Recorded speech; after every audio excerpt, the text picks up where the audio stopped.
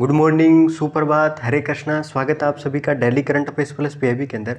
आज है 7 फरवरी और इस वीडियो के अंदर 7 फरवरी की जो महत्वपूर्ण करंट अफेयर्स है उसको कवर करने वाले हैं। बहुत शानदार और जानदार करंट अफेयर्स आया है दोस्तों।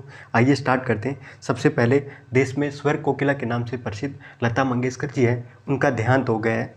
वो लंबे टाइम से कोविड की वजह से, कोरोना की वजह से बीमार चल रहे थे और लास्ट में इन्होंने कोरोना के आगे हार मान ली है। 6 फरवरी 2022 को इनका निधन हुआ है दोस्तों। इनका जन्म 28 सितंबर 1929 में उत्तर प्रदेश के अंदर हुआ था और अपनी बुलंद आवाज़ के लिए जाने जाते थे। इनको भारत रत्न पुरस्कार है, उससे भी सम्मानित किया जा चुका है। देश का सबसे बड़ा सम्मान है, तो इनको भावपूर्ण श्रद्धांजलि के साथ में स्टार्ट करते हैं वीडियो को। ये आज की महत्वपूर्ण सुर्खियाँ हैं जिनको 1 बाय 1 कवर करने वाले हैं। लास्ट में वन लाइनर करंट अफेयर्स हैं, वन लाइनर करंट अफेयर्स हैं, उसको भी कवर करेंगे। 5 करंट अफेयर्स के क्विज है, वो भी डिस्कस करेंगे। आइए स्टार्ट करते हैं एक मोटिवेशन कोट के साथ कि छोड़ जमाने की बंदिशें अब, आ सबसे किनारा करते हैं, बेखौफ सजा के ख्वाब बड़े। एक कोशिश दोबारा करते हैं दोस्तों, एक और कोशिश है वो दोबारा करते हैं अपनी मंजिल के लिए। सबसे पहला जो टॉपिक है वो केन बेतवा लिंक परियोजना के बारे में बात करते हैं। ये क्यों चर्चा के अंदर है? क्योंकि सरकार के द्वारा इस परियोजना को लेके, ये भारत की पहली नदी जोड़ो परियोजना थी। इस परियोजना को लेके सरकार के द्वारा 1400 करोड़ रुपए बजट का प्रावधान किया गया है। अभी जो हाल ही के अंदर बजट पारित हुआ था, बजट पेश किया गया था, उसमें 1400 करोड़ रुपए का प्रावधान किया गया है इस परियोजना के लिए। जबकि सरकार के द्वारा दिसंबर 2021 के अंदर 44,605 करोड़ रुपए की लागत से ये निर्मित होने वाली परियोजना, इसके लिए 8 साल के अंदर सरकार ने क्या किया था, समय सीमा भी डिसाइड की थी। सरकार के द्वारा क्या है कि एक समय सीमा भी डिसाइड कर दी थी कि इतने साल के अंदर ये परियोजना वगैरह है उसको पूरा करना है। लेकिन बजट के अंदर इस जो 44,000 करोड़ रुपए है उसमें से लगभग सरकार के द्वारा, केंद्र सरकार के द्वारा 33,000 करोड़ रुपए हैं वो खर्च किए जाएंगे। लेकिन सरकार के द्वारा बजट के अंदर 1400 करोड़ रुपये का प्रावधान करना, तो स्टार्टिंग के अंदर, तो इसकी वजह से क्या है कि फिर से ये चर्चा के अंदर चल रही है। ये परियोजना है, अभी तक इस परियोजना पे काम शुरू करने की मंजूरी है वो नहीं मिली है। इस प्रोजेक्ट के बारे में बात करें तो दोस्तों, कुछ एक तरह से इस प्रोजेक्ट के बारे में, इस प्रोजेक्ट के अंदर क्या जाएगा कि केन बेतवा जो नदी है, ये यमुना की सहायक नदी है। याद रखोगे, केन और बेतवा, ये जो केन नदी है और ये बेतवा नदी है, दोनों के दोनों मध्य प्रदेश से इनका उद्गम होता है। दोनों यमुना की सहायक नदी है। और जो केन नदी का सरप्लस पानी है, केन नदी का जो सरप्लस पानी है दोस्तों, उसको बुंदेलखंड क्षेत्र के अंदर जो बेतवा नदी है उसके अंदर पहुंचाया जाएगा। उसको एक तरह से क्या है कि कॉन्क्रीट कैनाल का निर्माण किया जाएगा, यानी सीमेंट की एक कैनाल का निर्माण करके केन नदी का जो सरप्लस पानी है उसको बेतवा नदी के अंदर ट्रांसफ़र किया जाएगा, ताकि जो सूखा प्रभावित क्षेत्र है, बुंदेलखंड क्षेत्र है मध्य प्रदेश और उत्तर प्रदेश के अंदर, उस सूखा प्रभावित क्षेत्र के अंदर पेयजल के साथ में सिंचाई के लिए पानी की सुविधा वगैरह है वो एक तरह से काम में ली जा सके। ये प्रोजेक्ट लगभग 44,000 करोड़ का प्रोजेक्ट है। लेकिन ये प्रोजेक्ट क्यों विरोध किया जा रहा है? इस प्रोजेक्ट का क्या है कि ये परियोजना अभी तक क्यों स्टार्ट नहीं हो पा रही, इसके कुछ वैलिड रीजन है। इस परियोजना का विरोध क्यों हो रहा है? क्योंकि सबसे पहले तो सुप्रीम कोर्ट के अंदर भी एक केंद्रीय अधिकार प्राप्त समिति है, उसका गठन किया गया था और उस समिति ने ये बोला गया था कि पन्ना टाइगर रिजर्व है, ये जो केन बेतवा लिंक परियोजना है, ये पन्ना टाइगर रिजर्व है, वहाँ से गुजरती है। जो केन नदी है वो भी क्या है कि पन्ना टाइगर रिजर्व के अंदर से गुजरती है। इसी की वजह से क्या है कि इस कमेटी ने क्या किया, इस प्रभाव का अध्ययन करने की सिफारिश की।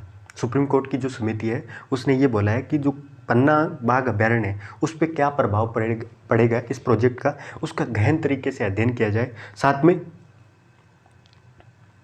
अभी ये पूरा का पूरा मामला है वो सुप्रीम कोर्ट के अंदर विचाराधीन है। मध्य प्रदेश के पन्ना टाइगर रिजर्व है, उसका मुख्य एक बड़ा हिस्सा, लगभग इसका कितना परसेंट है, 3 वर्ग किलोमीटर, 3 वर्ग किलोमीटर। तो इसका क्या है कि जो क्रिटिकल टाइगर हैबिटेट है, एक जो अभ्यारण्य रहता है उसके अंदर एक महत्वपूर्ण बाघ आवास वगैरह क्षेत्र रहता है। क्रिटिकल क्या है कि जहाँ पे क्या है कि बहुत सारी क्या है कि चीज़ें रिस्ट्रिक्शन रहती है, उसका 3 वर्ग किलोमीटर क्षेत्र है वो इस परियोजना की वजह से है। इस परियोजना की वजह से डूबने के चांसेस है, मतलब ये क्षेत्र वगैरह एक तरह से नष्ट हो जाएगा। 10% मान लो एरिया जितना टोटल वगैरह है। साथ में क्या है कि जो चीतल हो गया, सांबर वगैरह है, जो अन्य वन्य जीव वगैरह है, वो भी इस परियोजना की वजह से प्रभावित होने वाले हैं। अब आपको इस प्रोजेक्ट के बारे में बताता हूँ दोस्तों। इस परियोजना के अंतर्गत दोहन बांध का निर्माण किया। ठीक है। एक बांध का निर्माण किया जाएगा जिसका याद रखना दोस्तों, दोहन बांध है वो किससे संबंधित है, तो केन बेतवा परियोजना से संबंधित। साथ में इसमें दोनों नदियों को जोड़ने के लिए एक नहर का निर्माण किया जाएगा, कॉन्क्रीट नहर का निर्माण किया जाएगा, ठीक है। और केन नदी का जो पानी वगैरह है, सरप्लस पानी है, वो बेतवा नदी के अंदर ट्रांसफर किया जाएगा। इसकी वजह से सालाना 62 लाख हेक्टेयर सिंचाई, इन 62 लाख जो हेक्टेयर भूमि है उसकी सिंचाई, प्लस क्या है कि 62 लाख लोगों को पेयजल की आपूर्ति और 103 मेगावाट जल विद्युत का क्या कि उत्पादन और 27 मेगावाट क्या कि सौर ऊर्जा का उत्पादन होने की उम्मीद है। एक तरह की बहुउद्देश्य परियोजना है जिससे न केवल क्या कि सिंचाई और पेयजल की आपूर्ति हो रही है, बल्कि क्या है कि 103 मेगावाट जल विद्युत क्या है कि ऊर्जा का भी उत्पादन हो रहा है। तो एक तरह से बहुउद्देश्य परियोजना है। और इसकी वजह से जो बुंदेलखंड क्षेत्र है, उत्तर प्रदेश और मध्य प्रदेश का जो बुंदेलखंड क्षेत्र है, उसको विस्तृत पानी वाला, एक तरह से बहुत ज़्यादा क्या है कि पानी की कमी का सामना करता है ये क्षेत्र पर पूरा, उसके लिए बहुत ज़्यादा लाभकारी होने वाली है। कुछ और फैक्ट है वो बता देता हूँ आपको। केन और बेतवा नदी है, उसका उद्गम कहाँ से होता है, मध्य प्रदेश से, और ये यमुना की सहायक नदी है। ये भी आप याद रखोगे, दोनों की दोनों उत्तर प्रदेश में यमुना के अंदर जाके मिलती है।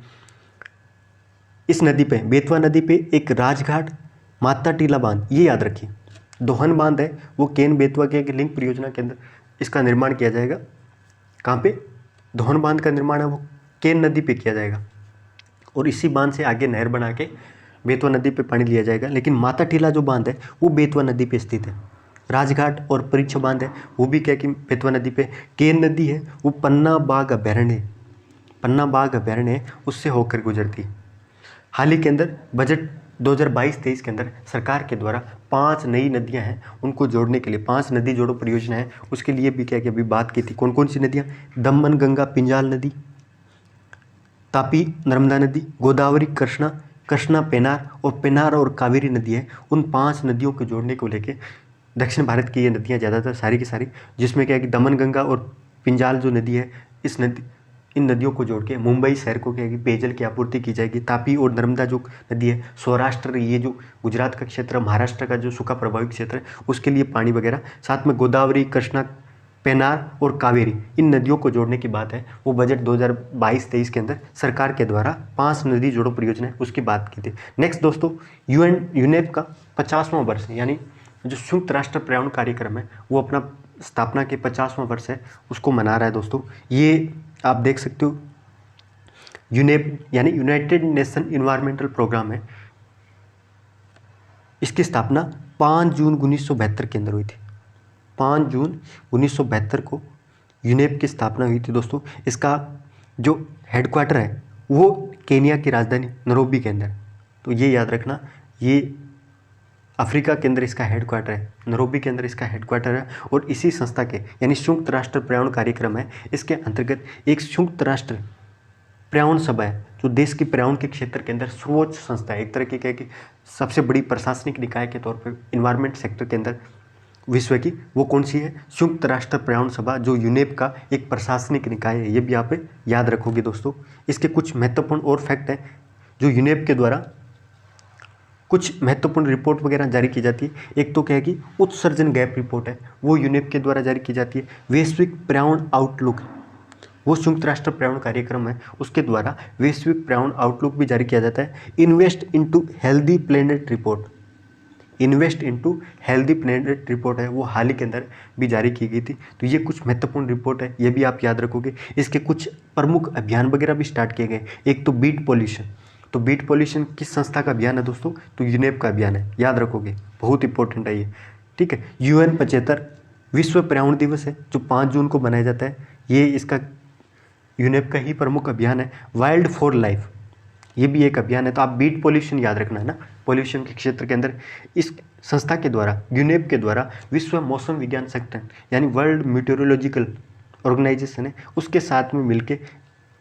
International panel of climate conservation IPCC की स्थापना है, वो इसके साथ में मिलके WMO के साथ में मिलके यूनेप ने की थी। 1986 के आसपास इस संस्था की स्थापना की थी। और कुछ महत्वपूर्ण उपलब्धियाँ क्या है, इसके द्वारा 1973 के अंदर मारपोल नामक से विख्यात जहाज़ों से होने वाला, समुद्री जहाज़ वगैरह है, उससे होने वाला जो प्रदूषण है उसकी रोकथाम को लेके एक कन्वेंशन साइन किया गया था 1973 के अंदर। इस संस्था की स्थापना की गई थी। सबसे बड़ा प्रयास, महत्वपूर्ण उपलब्धि के तौर पे मार्पोल। तो मार्पोल याद रखना किससे संबंधित है कि समुद्री जहाज़ों से संबंधित है, समुद्री जहाज़ों के प्रदूषण वगैरह है उससे संबंधित है दोस्तों मार्पोल, ठीक है। साइट कन्वेंशन है वो 1973 के अंदर इसी संस्था के प्रयास से साइट कन्वेंशन है वो अपनाया गया था। ये एक तरह का जो वन्य जीव वगैरह और पादप और वन्य जीव है उन दोनों प्रजातियों को संरक्षण से संबंधित ये अभिसमय है, साइट्स, है ना, याद रखना। इसको वाशिंगटन समझौते के नाम से भी जाना जाता है। वाशिंगटन समझौता है उस नाम से भी क्या है कि साइट कन्वेंशन है। इसके द्वारा जैसे आईयूसीएन है वो रेड लिस्ट वगैरह जारी करता है, वैसे क्या है कि इसके द्वारा भी क्या है कि सूचियाँ जारी करता है, परिशिष्ट 1, परिशिष्ट 2, इस तरह की सूचियाँ वगैरह है वो जारी करता है। 1974 के अंदर 5 जून को विश्व पर्यावरण दिवस है वो मनाया गया था, इसके द्वारा स्टार्ट किया गया। 1979 के अंदर बोन कन्वेंशन के रूप। बोन कन्वेंशन किससे संबंधित है भाई? ये अंतर्राष्ट्रीय जो प्रवासी पक्षी वगैरह हैं उनके संरक्षण से संबंधित एक कन्वेंशन है वो अपनाया गया था 1979 के अंदर। डेट वगैरह याद मत रखिए, लेकिन ये कन्वेंशन याद रखिए वो किस फील्ड से जुड़ा हुआ है, कब अपनाया गया था, किस नाम से जाना जाता है। तो बोन कन्वेंशन किससे संबंधित है? माइग्रेटरी के स्पीसीज वगैरह है उसके संरक्षण से संबंधित बोन कन्वेंशन है, ये याद रखोगे। इसके अलावा बहुत लगभग है कि 15 से अधिक समझौते वगैरह हैं वो लगभग किए गए हैं और उनके सचिवालय के तौर पे उसकी महत्वपूर्ण संस्था के तौर पे काम करती है। जैसे CBD जैव विविधता के सम्मेलन वगैरह हो गया। मिनीमाटा जो पारा से संबंधित क्या कि जो कन्वेंशन है, मिनीमाटा किससे संबंधित है? पारा से संबंधित, ये बोन कन्वेंशन हो गया। इसके अलावा कुछ जैसे बेसल कन्वेंशन, रोटरडम कन्वेंशन हो गया और स्टॉकहोम कन्वेंशन हो गया। तो ये कुछ महत्वपूर्ण क्या है कि जो कन्वेंशन वगैरह है वो इन सारों के लिए क्या करता है, हेडक्वार्टर या सचिवालय के तौर पे भी यूनेप है वो कार्य करता है, याद रखें। अगला दोस्तों, प्राकृतिक गैस से संबंधित हाइड्रोजन के सम्मिश्रण पर आधारित भारत की पहली परियोजना है वो स्टार्ट की गई है, ठीक है। Gas authority of India limited के द्वारा, किसके द्वारा? गेल के द्वारा, gas authority of India limited है उसके द्वारा सिटी गैस वितरण नेटवर्क के अंतर्गत मध्य प्रदेश के इंदौर शहर के अंदर हाइड्रोजन के मिश्रण पर आधारित प्राकृतिक गैस की एक पहली परियोजना है वो स्टार्ट की गई। यानी हाइड्रोजन को प्राकृतिक गैस है, नेचुरल गैस है, उसके साथ में सम्मिश्रण करके ये परियोजना वगैरह है वो सिटी गैस वितरण नेटवर्क है उसके अंतर्गत इंदौर शहर के अंदर स्टार्ट की गई, ठीक है। हालांकि सरकार का क्या टारगेट भी है, सरकार का क्या है, भारत के अंदर क्या है कि जो सरकार का प्राकृतिक गैस वगैरह है वो जितना लक्ष्य वगैरह डिसाइड किया गया था उसके अनुरूप क्या है कि सरकार के द्वारा चल नहीं रहा। जितने ऊर्जा की जो कैपेसिटी है इंडिया के अंदर उसमें क्या है कि नेचुरल गैस है उसका बहुत कम योगदान है। तो सरकार के द्वारा घरेलू, वाणिज्यिक और औद्योगिक खपत के लिए जो पाइप से आपूर्ति करने वाली जो PNG होती यानी पाइप नेचुरल गैस है उसके साथ में 15% ग्रीन हाइड्रोजन है उसको मिश्रित करने की योजना है वो सरकार के द्वारा अभी बनाई जा रही है कि उसमें क्या है कि जो PNG है उसके साथ में 15% है वो ग्रीन हाइड्रोजन है उसको मिलाया जाए। हाइड्रोजन क्या है दोस्तों,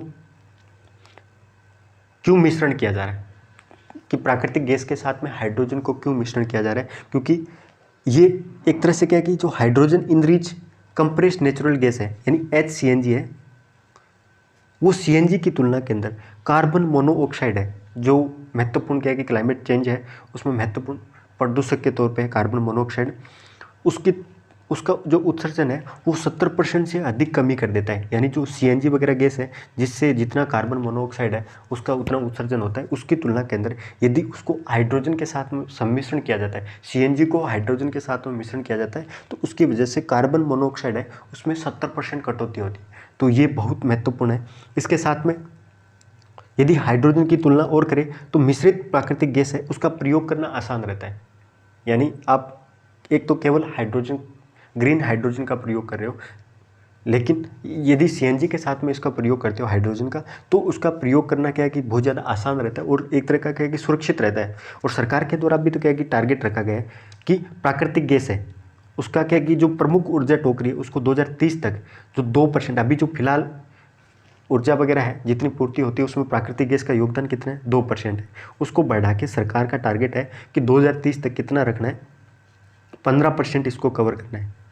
15% क्या कि प्राकृतिक गैस है वो ऊर्जा टोकरी है उसके अंदर शामिल होना चाहिए। सरकार के द्वारा हाल ही के अंदर COP जो ग्लासगो के अंदर आयोजित किया गया था, UNFCCC की जो बैठक हुई थी COP 26, उसमें नरेंद्र मोदी के द्वारा, भारतीय प्रधानमंत्री के द्वारा 55 लक्ष्य डिसाइड किए गए थे और उसमें से एक महत्वपूर्ण लक्ष्य था कि 2070 तक है भारत है वो कार्बन न्यूट्रलिटी देश का दर्जा हासिल कर लेगा।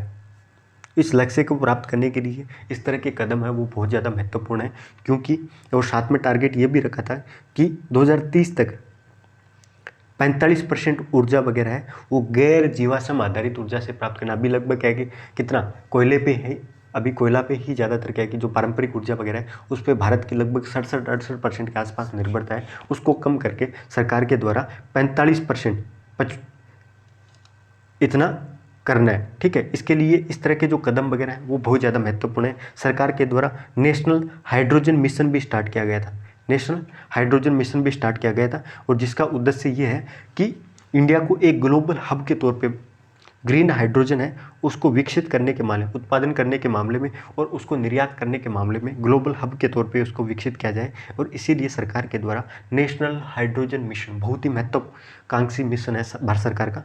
ठीक है, नेक्स्ट दोस्तों गोल्डन लंगूर के बारे में बात करते हैं। गोल्डन लंगूर के बारे में बात करते हैं, क्यों न्यूज़ के अंदर है, क्योंकि सरकार के द्वारा जो असम वन विभाग है उसके द्वारा इतना वर्ग किलोमीटर जंगल है उसको कोकोई जना बामुनी हील वन्यजीव अभ्यारण्य है उसमें परिवर्तित करने के लिए प्रारंभिक अधिसूचना जारी की।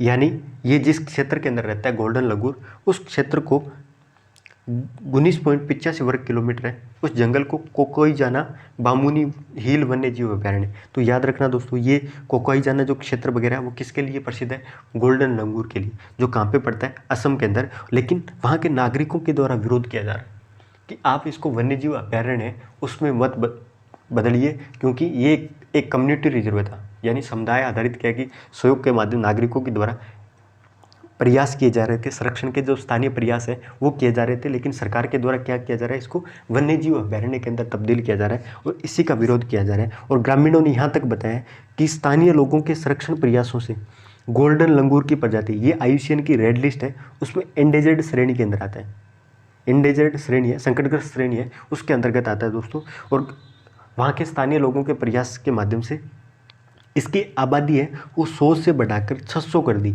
यानी पिछले 10 सालों के अंदर इसकी जो आबादी वगैरह है वो एक तरह से डिक्रीज नहीं हुई, और 6 गुना क्या है कि इसकी आबादी के अंदर बढ़ोतरी है।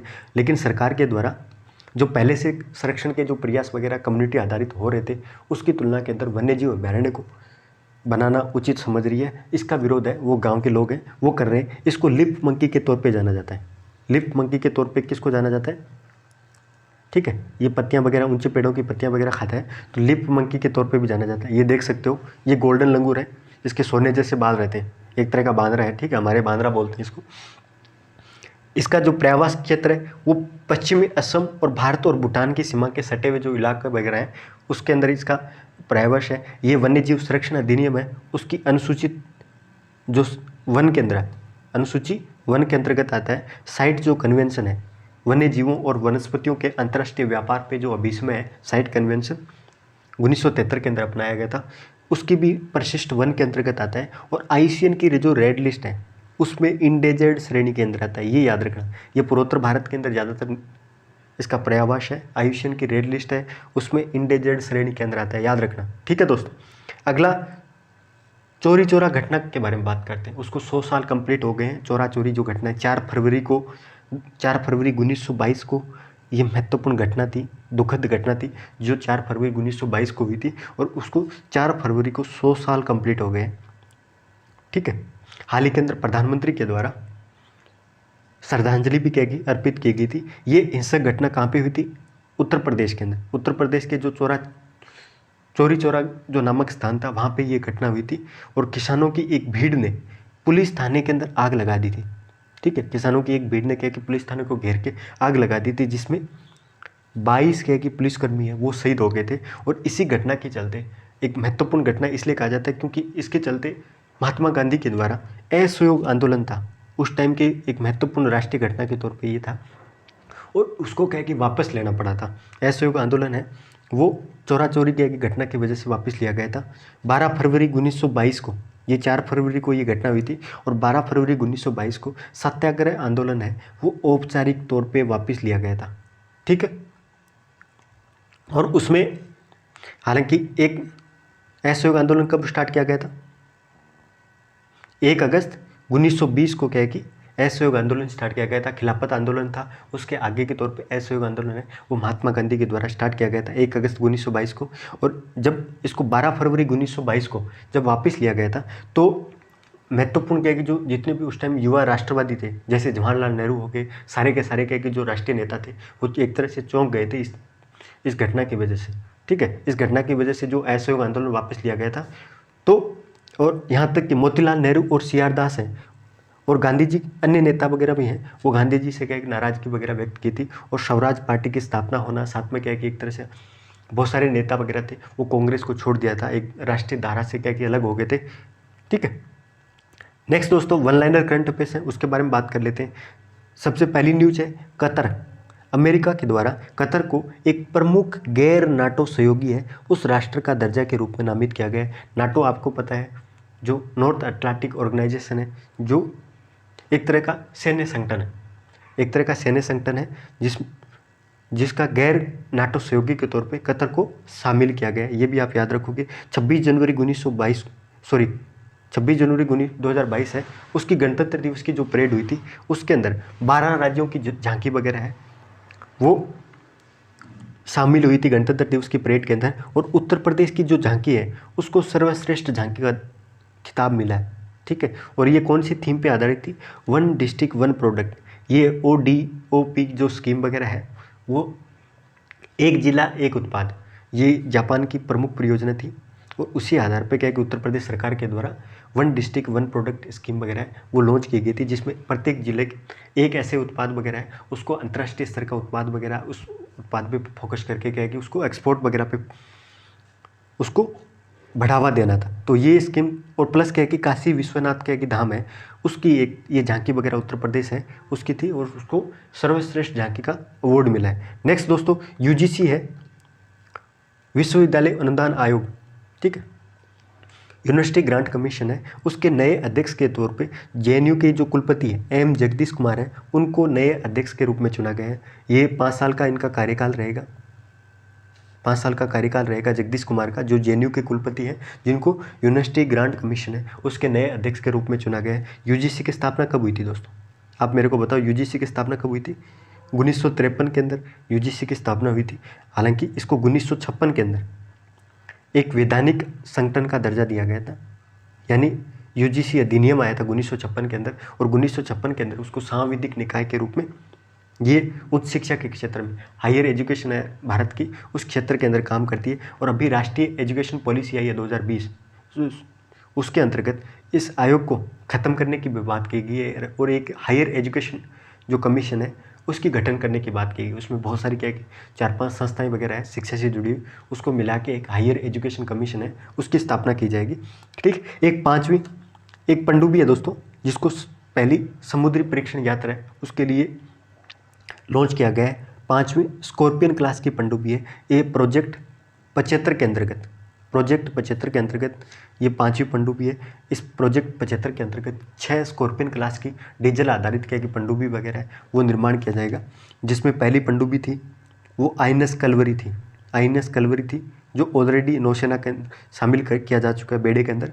और ये 5वीं पनडुब्बी है जिसको अभी सी ट्रायल के लिए, समुद्री ट्रायल के लिए है वो लॉन्च किया गया। अगला दोस्तों देश का पहला क्विज देख लेते हैं। देश का पहला ग्राफीन नवाचार केंद्र है वो कौन से राज्य के अंदर स्थापित किया गया था? तो केरल के अंदर देश का पहला ग्राफीन नवाचार केंद्र है, इनोवेशन सेंटर है, उसकी स्थापना की गई है। हाल ही के अंदर भारत और कौन से देश के बीच में नई दिल्ली के अंदर संयुक्त राष्ट्र से संबंधित मुद्दों पर द्विपक्षीय परामर्श हेतु वार्ता आयोजित की गई, यानी द्विपक्षीय की जो वार्ता है किसके लिए? संयुक्त राष्ट्र से संबंधित। तो रसिया के साथ में अभी यूक्रेन संकट चल रहा है और इसी बीच में और आने वाले टाइम के अंदर जो